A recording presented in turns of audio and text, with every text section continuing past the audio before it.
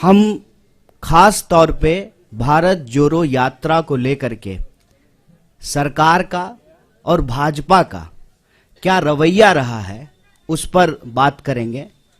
मैं सबसे पहले आपको ये कहना चाहता हूँ कि आप सब लोगों ने देखा है शुरू से ही, जब से इस यात्रा का अनाउंसमेंट हुआ है, जब से इस यात्रा की घोषणा हुई है, खास करके भाजपा ने इस यात्रा पर चौतरफा हमला करना शुरू कर दिया। इसके अलग अलग बिंदु हैं। सबसे पहला हमला ये बोल करके किया गया कि भारत तो जुड़ा हुआ है, क्या जोड़ने के लिए निकले हैं। भारत जो है दुनिया की सबसे बड़ी अर्थव्यवस्था बन चुका है। मोदी जी के नेतृत्व में हम लोग जो है दोबारा विश्व गुरु बन चुके हैं। भारत लगातार जो है विकास कर रहा है। तो ऐसी कौन सी जरूरत आन पड़ी है कि आपको भारत जोड़ने की जरूरत है। आप लोगों ने यह सवाल कहीं ना कहीं सुना होगा, देखा होगा, आपके व्हाट्सएप पे आया होगा, आपने जो है अपने टीवी चैनल पे जो है बीजेपी जब बोलती है इसको तो इसको चलाया होगा। और चर्चाओं में भी भाजपा के लोग बार बार ये बोलना शुरू किए कि भारत तो जुड़ा हुआ है, तो क्या जोड़ने के लिए निकले हैं, इसकी जरूरत क्या है। तो मैं एक काउंटर सवाल आज उनका जो ये हमला था उसका करना चाहता हूं कि भारत जब जुड़ा हुआ है और भारत जोड़ो यात्रा की कोई प्रासंगिकता ही नहीं है आपके नजर में, तो आप इसकी चर्चा क्यों कर रहे हैं। हेल्थ मिनिस्टर इतना इंपॉर्टेंट पोस्ट होता है, उनको क्या जरूरत है इंक बर्बाद करने की, पेपर बर्बाद करने की, भारत जोड़ो यात्रा को लेकर के लेटर लिखने की। जिसकी जरूरत ही नहीं है उनके नजर में, उसकी चर्चा वो क्यों कर रहे हैं। पहला प्रश्न उनसे पूछा जाना चाहिए। हम ये समझते हैं कि देश जुड़ा हुआ है जमीनी तौर पर, भौगोलिक तौर पर, देश जुड़ा रहे भावनात्मक तौर पर भी, क्योंकि देश हमेशा देश के लोगों से बनता है। लोगों को हटा करके कोई देश नहीं होता है। देश के लिए लोग भी जरूरी होते हैं, जमीन भी जरूरी होती है, और देश की संप्रभुता, उसकी आजादी भी जरूरी होती है। हमारे पास संप्रभुता है और उसी संप्रभुता के आधार पर जो है हम अपनी सीमाओं को लेकर के, सुरक्षा को लेकर के सरकार से सवाल पूछते हैं कि हमारी संप्रभुता अक्षुण्ण रहे। देश हमारा जमीन से जुड़ा हुआ है, लेकिन देश के लोग भी जुड़े रहे ना। जब इस देश के लोगों को उनके पहचान के आधार पर बांटा जाता है, उनके अंदर भेदभाव पैदा किया जाता है, एक के खिलाफ जब दूसरे को खड़ा किया जाता है, तो देशवासियों को आपस में तोड़ने की कोशिश की जाती है। और देश अगर भावनात्मक रूप से नहीं जुड़ा रहेगा तो आप जमीन से भी बहुत देर तक जोड़ के नहीं रख पाएंगे। इसीलिए देशवासियों को आपस में जोड़ना जरूरी है। और पहले दिन से हमने कहा कि यह यात्रा दिलों को जोड़ने की यात्रा है। हम चाहते हैं कि देश में मोहब्बत हो।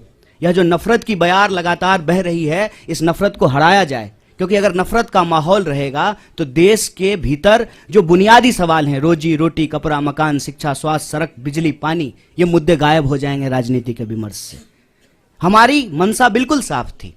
तो जो लोग ये पूछ रहे थे उनको ये समझना था, ये सवाल खुद से पूछना था कि क्या जब इस देश में भर्ती घोटाला होता है, भर्तियां नहीं होती हैं, जब किसी इंसान के साथ सरेआम मारपीट होती है, महिलाओं के साथ बलात्कार होता है, तो आपकी भावना नहीं टूटती है, नौजवानों के सपने नहीं टूटते हैं। उसी भावनाओं को जोड़ने के लिए, उसी सपने को जोड़ने के लिए यात्रा है। तो पहला हमला उन्होंने ये किया कि भारत जोड़ो यात्रा की जरूरत क्या है। दूसरा हमला जब यात्रा शुरू हुई तब उन्होंने दूसरा हमला किया, और ये बड़े शर्म की बात है और बड़ी सोचने की बात है। हमारे बीच में भी मेंबर ऑफ पार्लियामेंट बैठे हुए हैं, इलेक्टेड रिप्रेजेंटेटिव्स हैं। इलेक्टेड रिप्रेजेंटेटिव की एक जिम्मेवारी होती है कि वो जब भी बोले तो सोच समझ करके बोलें, ताकि हम भी उनको फॉलो करें, हम भी उनसे सीखें। और मैं तो कहता हूं कि आज अगर नेताओं की बात पे भरोसा करके कोई स्टूडेंट उसको सच मान ले और परीक्षा में वही लिख दे तो वो फेल हो जाएगा, क्योंकि वो इतना झूठ बोलते हैं, इतना गलत बोलते हैं। आप याद कीजिए, दूसरा हमला हुआ जिस दिन यात्रा शुरू हुई, देश के मंत्री के द्वारा, चुने हुए रिप्रेजेंटेटिव के द्वारा झूठ बोला गया कि राहुल जी जो है विवेकानंद जी की मूर्ति पे नहीं गए थे। तो दूसरा हमला उन्होंने किया कि यात्रा जब शुरू हो गई है तो उसको बदनाम करने का। और यहीं पे यह बात रुकी नहीं, फिर बात आ गई जूते पर, फिर बात आ गई फीते पर, फिर बात आ गई टी शर्ट पर, फिर बात आ गई दाढ़ी पर, फिर बात आ गई महिलाओं पर, और यहां पर भी वो रुके नहीं, माने नहीं, हर दिन कुछ ना कुछ निकालना शुरू किए। और जब हकीकत में कुछ नहीं मिला तो जो उनका तीसरा हमला था, जो उनका डर्टी ट्रिक डिपार्टमेंट जो करता है कि किसी का सर किसी के जो है सर के ऊपर लगा दो, किसी का आवाज कहीं पे चिपका दो, यात्रा को लेकर के नकली वीडियो बनाना शुरू किए। यात्रा जब आगे चली जाती है तो पीछे सड़क खाली ही होगी, यात्रा आगे बढ़ गई है तो उस खाली सड़क का वीडियो बना करके दिखाते हैं, कोई है ही नहीं। अरे भाई, जब कोई है ही नहीं, कोई लोग यात्रा में आ ही नहीं रहा है, तो क्यों आपको अभी जो है प्रोटोकॉल की याद पड़ी है? कोरोना प्रोटोकॉल की जरूरत क्यों है? क्योंकि आप तो यही दिखा रहे हैं वीडियो बना बना करके कि कोई यात्रा में आ ही नहीं रहा है। जब कोई यात्रा में आ ही नहीं रहा है तो क्या पेड़ को मास्क पहना दें कि सड़क जो है लपेट करके कंधे पर रख दें राहुल जी के कि नहीं नहीं आप आगे बढ़ गए हैं, सड़क को पीछे कैसे छोड़ दिए हैं, इसको भी लपेट करके कंधे पर ले जाइए। वीडियो, नकली वीडियो, कभी जो है तबलीगी जमात तो कभी कुछ नकली वीडियो बना रहे हैं। जबकि यात्रा में जो लोग शामिल हैं वो देखते हैं सबसे आगे इस देश का राष्ट्रीय ध्वज होता है। और जयराम जी, दिग्विजय सिंह जी, इनसे हम नौजवानों को सीखना चाहिए कि लगातार वो उस झंडे के साथ चलते हैं। हमारा सेवा दल जो हमारे स्वतंत्रता आंदोलन के जमाने के जो गाने हैं उसको गाते हुए चलते हैं। पीछे जो है हमारा एक बैंड पार्टी होता है जो म्यूजिकली जो है देशभक्ति गानों को बजाता है और उसके पीछे जो है वो राहुल जी चलते हैं। तब जो है इस यात्रा के ऊपर जो है देशद्रोह जैसे कालिख लगाने की कोशिश करना, गलत वीडियो बना करके इसको बदनाम करना, ये इनका तीसरा हमला है। और चौथा हमला आप सब लोगों ने देखा होगा कि राहुल जी गुरुद्वारा जाते हैं तब भाजपा ठीक रहती है, राहुल जी जब चर्च जाते हैं तब भी बीजेपी को कोई दिक्कत नहीं है, राहुल जी जब मजार पे जाएं, मस्जिद पे जाएं तब भी भाजपा को कोई प्रॉब्लम नहीं है। मंदिर में जाते ही ऐसा लगता है जैसे भाजपा वालों को कोई जमाल गोटा खिला दिया हो, अचानक से दस्त होना शुरू हो जाता है। क्या प्रॉब्लम है आपको? इस देश का नागरिक, इस देश का व्यक्ति, इस देश के किसी भी धार्मिक संस्थान पर जाने के लिए स्वतंत्र है। आपका कोई जो है पेटेंट है क्या कि सिर्फ आप ही जाएंगे? और नियम, कायदे, कानून, ओम का चादर सीधा है, ओम का चादर उल्टा है, और ये वो लोग बोल रहे हैं जो गुफा में चश्मा लगा करके ध्यान करते हैं। ये जो चल रहा है इससे मैं बस एक अर्थ निकालता हूं कि इन्होंने बहुत कोशिश की कि इस यात्रा को इग्नोर किया जाए। इनसे इग्नोर नहीं हो पा रहा है। बहुत प्रयास किया, बहुत समझाया अपने कार्यकर्ताओं को कि यात्रा गुजर जाए, बिल्कुल खिड़की दरवाजा बंद कर लेना। इंसान की अपनी भी इच्छा होती है, इंसान की अपनी भी बुद्धि होती है। लोग खिड़की दरवाजा बंद कर लिए लेकिन छत पे चले गए भाजपा ऑफिस के और वहां से जो है यात्रा को हेलो हाय करना शुरू कर दिया। क्या करेंगे?